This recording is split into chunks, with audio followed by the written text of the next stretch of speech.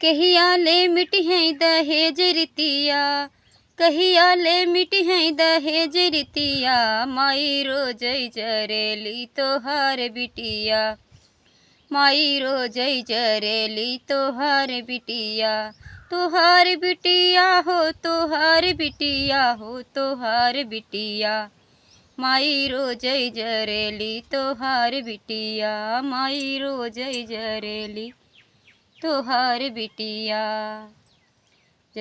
सासू जिया मई हमें गरिया मई, सासू जिया मई हमें गरिया मई, कौन बेईमान के भिखारी बिटिया, कौन बेईमान के भिखारी बिटिया, माई रोजई जरेली तोहार बिटिया, माई रोजई जरेली तोहार बिटिया, तोहार बिटिया हो तोहार बिटिया हो तोहार बिटिया, माई रोजई जरेली तोहार बिटिया।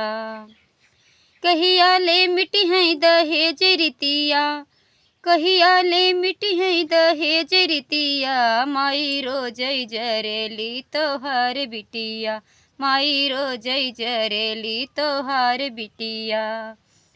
जेठनी जिया मई हमका सतावई, जेठनी जिया मई हमका सतावई, बड़े घरे होई के रोब देखावई, होई के बड़ी हम पे रोब जमावई, पलक दाबत गिरई असिया, पलक दबावत गिरई असिया, माई जय जरेली तोहार बिटिया, माई रोजई जरेली तोहार बिटिया, तोहार बिटिया हो तोहार बिटिया हो तोहार बिटिया, माई रोजई जरेली तोहार बिटिया, माई रोजई जरेली तोहार बिटिया।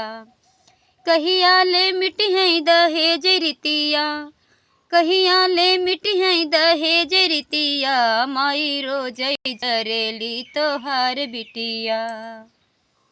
ननदी जिया मई चुगली लगावई, ननदी जिया मई चुगली लगावई, हमरो दर्द के मरम न जानई, हमरो दर्द के मरम न जानई, दहेजवा के लोभी जीवन सथिया, दहेजवा के लोभी जीवन सथिया, माई रोजई जरेली तोहार बिटिया, माई रोजई जरेली तोहार बिटिया, तोहार बिटिया हो तोहार बिटिया हो तोहार बिटिया, माई रोजई जरेली तोहार बिटिया, माई रोजई जरेली तोहार बिटिया।